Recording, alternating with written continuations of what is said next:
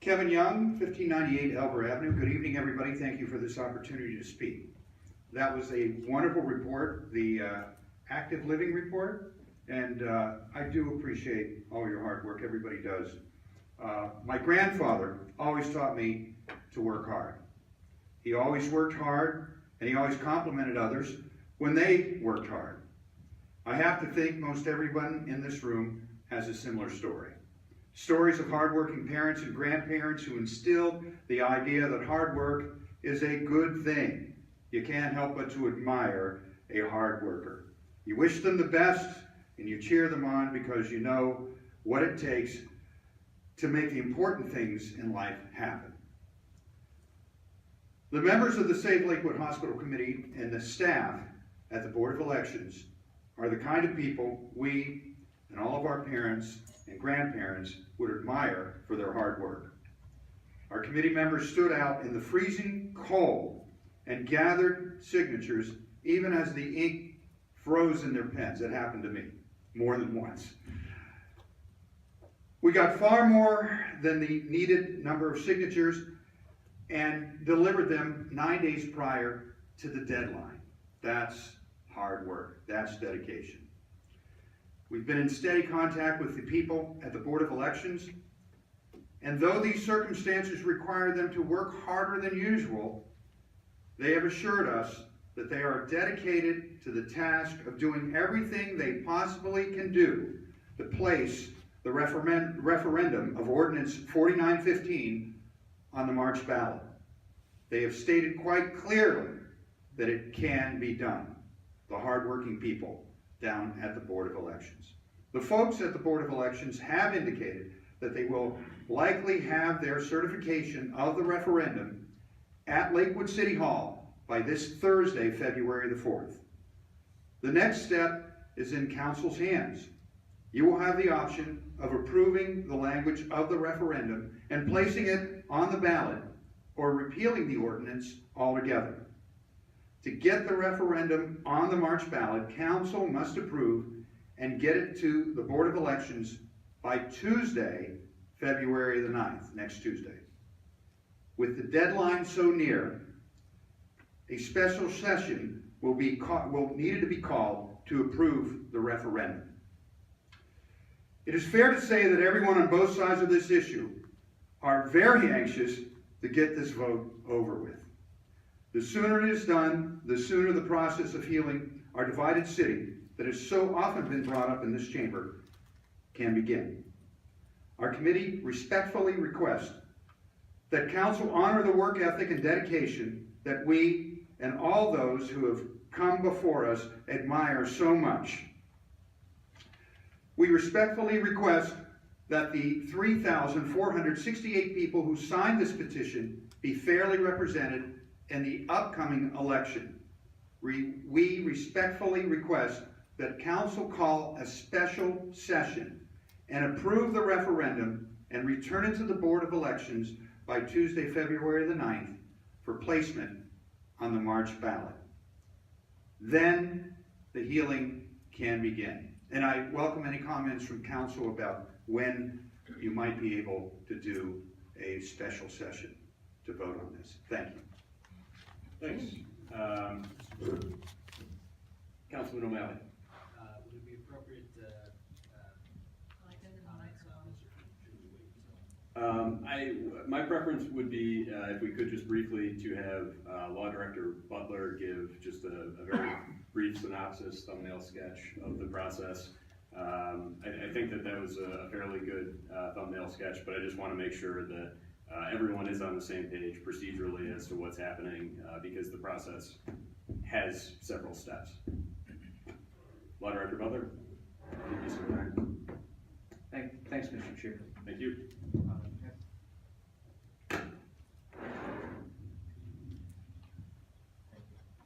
Happy to clarify any statements. I think towards the conclusion of Mr. Young's comments, he and I generally were in agreement on the process outlined in the charter. Towards the beginning of the comments, we may have differed a little more. The clerk council has 20 days after the delivery of those signatures within which to respond to the petitioners committee. That's 5 folks who advertise themselves as the petitioners committee, to let them know of the sufficiency of the number of signatures turned in. So the Board of Elections is assisting the clerk in determining that number, and will at some point soon, we think, make a certification back to the clerk. There are several other obligations of the petitioners committee to comply with petition requirements in the charter. I count no fewer than 7 separate obligations that govern those petitions, and I spent some time ensuring that the petitions complied with all of those. They, as far as I can tell, they did. And so when I was complete with my review, I turned the petitions back to the clerk of council, and she submitted them to the Board of Elections very quickly, in fact. We anticipate that the board's going to respond shortly. At that point, assuming only for the sake of tonight's discussion that the petitioners committee has submitted a sufficient number of signatures, valid signatures, to trigger the additional provisions in the charter related to referendum, then the clerk would be obligated to place ordinance 49-15 back before the city council for reconsideration. And at that point, you 7 members of council are obligated to undertake a reconsideration of ordinance 49-15.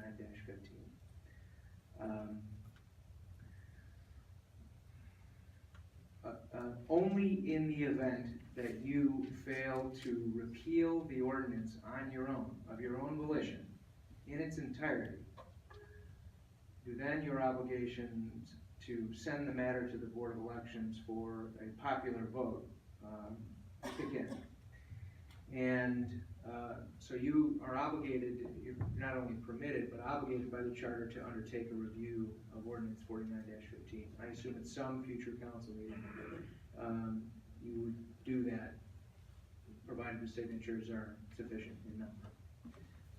And then at that point, you'd be creating an ordinance to send the matter down for a popular vote. And the question really before the voters is, should ordinance 49, are you for ordinance 49-15, or are you against it? That's the popular question on the ballot that the voters would face.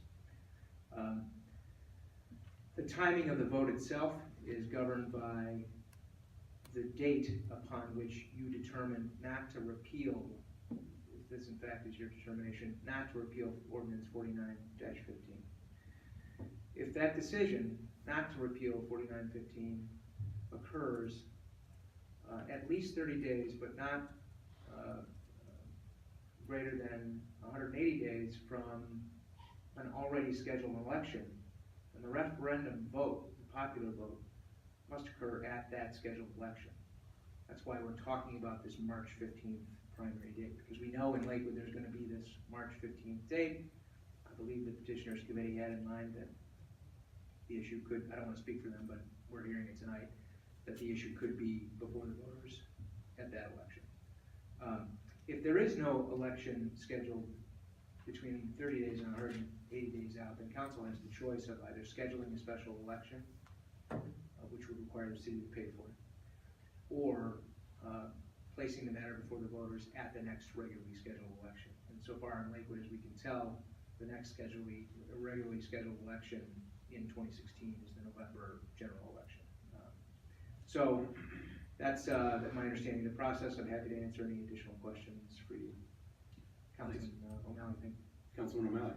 Thank you, you answered a lot of my questions. I just had some questions about some issues with potentially placing this on the ballot for the March primary. You know, it seems like our charter may be a bit out of step with some of the procedures at the Board of Elections, given that they had a December 16th deadline for issues and a January 15th deadline for charter amendments. I know this isn't a charter amendment, but if council did decide to put this on the ballot for the March primary, what would be the impact of the fact that my understanding is that the Board of Elections has already mailed ballots to Lakewood residents serving in the military and overseas. Those were mailed on Saturday, is my understanding. So actually, to interject, I also had a phone conversation with Mr. Lawler at the Board of Elections, and he made that same point this afternoon to me that indeed, in terms of the Board of Elections internal timetables, there are already ballots out to voters for the March 15th election. But Law Director Butler, is that your understanding as well, if you have an understanding of what? That's my understanding. I think those ballots went out on the 29th of January, and the board is still preparing the absentee ballots for the regular, we don't call them absentee anymore, of course, but the regular early voting, I believe they're still preparing those. Okay. But they are in the process of doing that, and all the issues, so far as we know, are already numbered. Okay. For those ballots. So as has been articulated tonight, there are certainly a number of points for council to consider relative to this issue. So if and when the petitions are returned from the Board of Elections, council will have to make a determination at that point as to next steps under the charter. Without anything further, I would, Councilman O'Malley. What is the approximate cost of the special election? Mr. Chair? Yes. Thank you. Law Director. Thanks for the question. We have been quoted by board officials, nothing concrete. I know the board is obligated under state law to let a municipality know how much a special election would cost. And so we don't have a firm number on this because we haven't actually asked them for that exact quote. But my understanding is in Lakewood, considering the number of precincts we have, it would be somewhere between $100,000 and $150,000 to conduct a special election. Thank you. Councilman Anderson. Just real quick, I appreciate the explanation regarding 4915 specifically. If this body of council votes to not repeal that, this body is obligated to move forward and place it on a ballot. Is that correct? There's an obligation there. If we vote not to appeal, it triggers something that we're obligated to do. Is that correct or no? Mr. Chair, Councilman, if you're already at the point where you're considering whether or not to repeal it, that does mean that there's a sufficient number of signatures. So yes, that would mean that if you did not repeal the ordinance in its entirety, that's the language of the charter, then you'd be obligated to put it before the voters. Thank you. The other point of clarification that maybe Director Butler could weigh in on this evening would be that if it weren't to go to the ballot in March, a special election could be called, as you mentioned.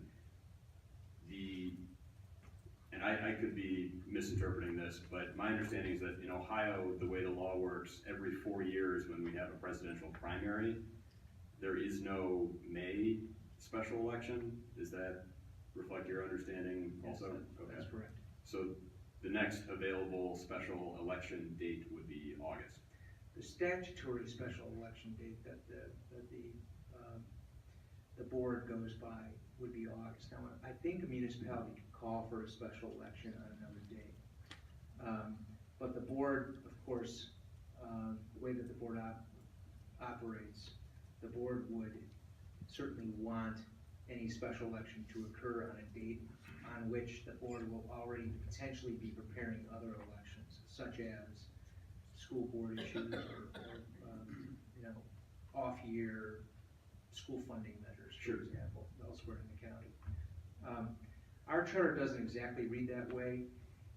It says that the election must occur if one is scheduled within 30 or 160 days. Otherwise, council could establish a special election, or otherwise, the matter could go to the next regularly scheduled election.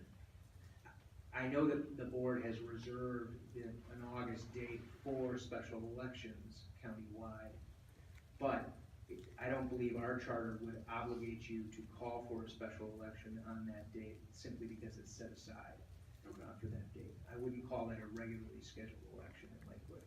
Only if there's some other matter coming before the voters at that time, and we knew about it now, would potentially there be the argument that you have to send it to that election. But we don't know of any other August issue coming before the Lakewood voters. And so the only other thing we know would be November. Just keep that in mind. And of course, we'll have an opportunity to discuss it in the Yes, as was mentioned, I would anticipate the opportunity to discuss this issue in the future, when we have the referendum petitions returned from the Board of Elections. For the time being, I would entertain a motion to adjourn. Second. Motion's been made and seconded. All those in favor say aye. Aye. All those opposed? We are adjourned. Thanks very much.